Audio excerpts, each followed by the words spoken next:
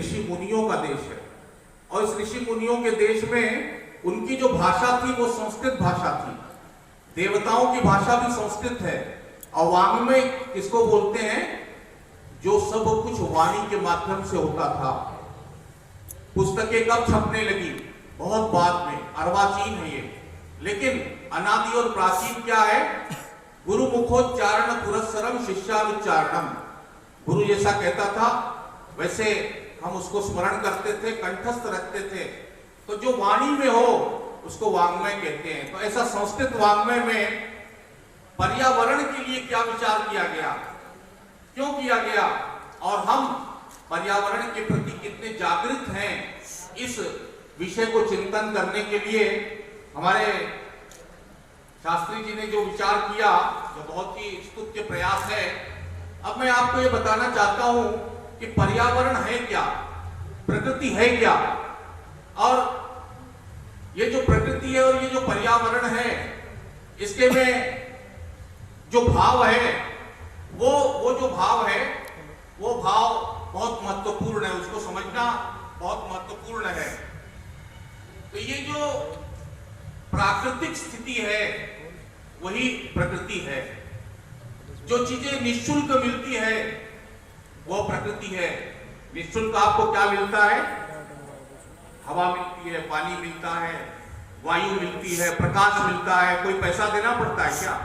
वर्णन किया गया है। ये अश्वत्थ क्या है? अश्वत्थ वृक्ष का नाम है।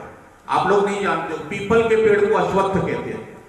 तो ये जो भगवान कृष्ण ने कहा वेदानाम सामवेदोस्मि ऋतूनाम कुसुमाकरः वृक्षाणाम अश्वत्थोस्मि, कि मैं वेदों में तो सामवेद हूं। भाई 4 वेद हैं। आप लोगों को सामान्य ज्ञान जो परीक्षा होती है उसमें कहा जाता है कि वेद कितने, हाउ मेनी वेदास? तो 4 वेद हैं, ऋग्वेद, यजुर्वेद, सामवेद और अथर्ववेद। लेकिन भगवान कृष्ण ने सामवेद को ही क्यों ग्रहण किया, क्यों बताया ऐसा? वैसे ही वृक्ष को क्यों लिया? किसको? अश्वत्थ को, पीपल को। तो ये जो पीपल का जो वृक्ष होता है वो आपको पता है कैसे बनता है? कहते हैं कि काक विष्टेचे झाले पिंपळ, मराठी में कहावत है, काक बने कौवा, कौवे का जो मल होता है उस मल से पीपल का वृक्ष बनता है। और वो जो पीपल का वृक्ष है सर्वाधिक आपको ऑक्सीजन देता है। ऑक्सीजन देने का काम जो वृक्ष करते हैं, जहां तक मैं जानता हूं कि रात्रि में वो कार्बन डाइऑक्साइड ही देते हैं। हम ऑक्सीजन लेते हैं और कार्बन डाइऑक्साइड छोड़ते हैं।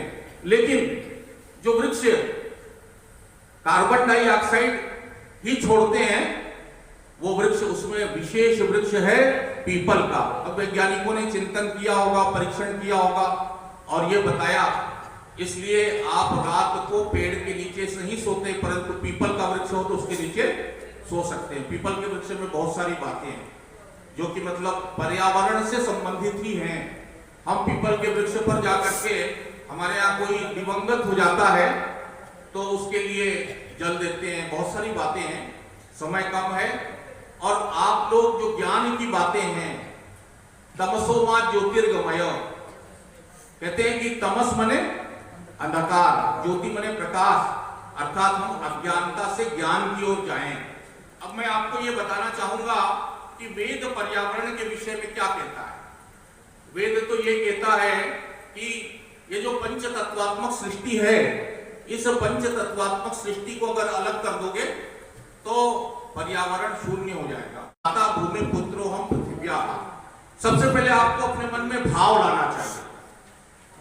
हमारे यहाँ ये वर्णन किया गया है, प्रकृति को देवता माना गया। अग्निर्देवता, वातो देवता, सूर्यो देवता, चंद्रमा देवता, वसवो देवता, रुद्रा देवता, आदित्या देवता, मरुतो देवता, विश्वे देवा देवता, बृहस्पति देवते, इंद्रो देवता, मरुतो देवता, विश्वे देवा देवता, बृहस्पति देवते, इंद्रो देवता, वरुणो देवता। अब आप इसमें देख लीजिए, पहला कौन सा आया? अग्निर्देवता। लास्ट वाला क्या आया? वरुणो देवता। अग्नि और वरुण, अगर आपको मैं बताऊं, आप लोग बहुत सरल शब्दों में जानते हैं, लेकिन अग्नि क्या है? अग्नि बहुत बड़ा पावर है, बहुत बड़ी शक्ति है। कहते पृथ्वी स्थानीय अग्नि ही अंतरिक्ष स्थानीय अग्नि ही, द्विस्थानीय अग्नि ही, अग्नि पृथ्वी स्थानीय है। और अग्नि को क्या माना गया है? अग्नि को स्त्री रूपा माना गया है। स्त्री क्या करती है? स्त्री पालन पोषण, तो ये देवता क्या करते हैं? पालन पोषण करते हैं। लेकिन ये पृथ्वी पर जो अग्नि है वो कैसी है? अग्नि दर्शनीय, अग्नि स्पर्शनीय। अग्नि को हम देख भी सकते हैं, अग्नि को हम छू भी सकते हैं। क्या होगा ज्यादा से ज्यादा? छू तो सकते हैं ना, बहुत निकटस्थ है। लेकिन जब हम और ऊपर बैठते हैं तो अंतरिक्ष स्थानीय अग्नि, अंतरिक्ष स्थान का जो अग्नि है सतु केवलम दर्शनीय, उसको हम छू नहीं सकते। वही जो विद्युत अग्नि है वही अग्नि पृथ्वी स्थान पर विद्युत के रूप में है। लोग क्या कहते हैं? करंट लग जाएगा छुओगे तो। उसमें पृथ्वी स्थानीय अग्नि से ज्यादा ताकत है। वो भौतिक रूप में यहाँ उपलब्ध है, प्राकृतिक रूप में अंतरिक्ष स्थान में उपलब्ध है। द्विस्थानीय सूर्य, और जो द्युलोक है उसमें सूर्य है, न तो दर्शनीय न तो स्पर्शनीय। न हम उससे आंख मिला सकते हैं और छूने की बात तो विचार ही नहीं कर सकते।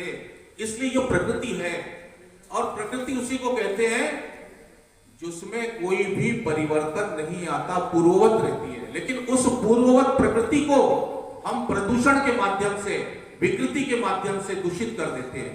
तब क्या होता है कि विविध प्रकार की समस्याएं उत्पन्न होती है। इसलिए हमने कहा, हमारे यहाँ कहा गया, आपः पुनंतु पृथ्वी, पृथ्वी पूता पुना तुमाम। कहते हैं ये जल किसको पवित्र करता है? पृथ्वी को। और यह पवित्र पृथ्वी हमको पवित्र करे। वैसे ही हमारे यहाँ ये कामना है, हम ये कहते हैं कि आप क्या चाहते हैं? आप सुख शांति अमन चैन चाहते हैं। लेकिन ये सुख शांति आपको कहां से मिलेगी? आपको प्यास लगेगी और पानी नहीं मिलेगा। क्यों नहीं मिला पानी? क्योंकि पानी का अपव्यय हो रहा है। जहां पानी मिलता है वहां पानी के महत्व को नहीं जाना जाता। लेकिन हमारे शास्त्र ये कहते हैं, आपो वही जीवनम, आपो वही प्राणः, अग्निर्वै जीवनम, अग्निर्वै प्राणः, सूर्यो वै जीवनम, सूर्यो वै प्राणः। तो ये जितने भी पंच तत्व, वायुर्वै जीवनम, वायुर्वै प्राणः। प्राण का मतलब होता है कि हम जन्म से लेकर के मृत्यु तक जो जीवन बीतते हैं, उस जीवन, प्रकृति को प्रदूषण से बचाना है, जल को शुद्ध रखना है, जल का अपव्यय नहीं करना है। सूर्य का प्रकाश आपको लिए कितना आवश्यक है, कोई शुल्क नहीं देना पड़ता, फिर भी आप उसके महत्व को नहीं समझते। जब नहीं मिलता है, किसी चीज का अभाव हो जाता है, तब समझ में आता है। तो यहाँ पर मूल रूप से यहाँ विचारणी यही है कि ये जो औषधि है, ये जो वनस्पति है, बहुत से लोगों ने कहा वनानाम पतये नमः, वनस्पतियों के जो पति हैं, स्वामी हैं, उसको नमस्कार है। तो मैं आपसे यही कहना चाहता हूं कि आप प्रकृति और पर्यावरण को समझें कि यह कितना महत्वपूर्ण है। जब हम किसी चीज के, किसी वस्तु के महत्व को समझते हैं, तभी हम उसका आदर करते हैं, उसकी उपयोगिता को समझते हैं, तभी उसको निरर्थक नहीं जाने देते।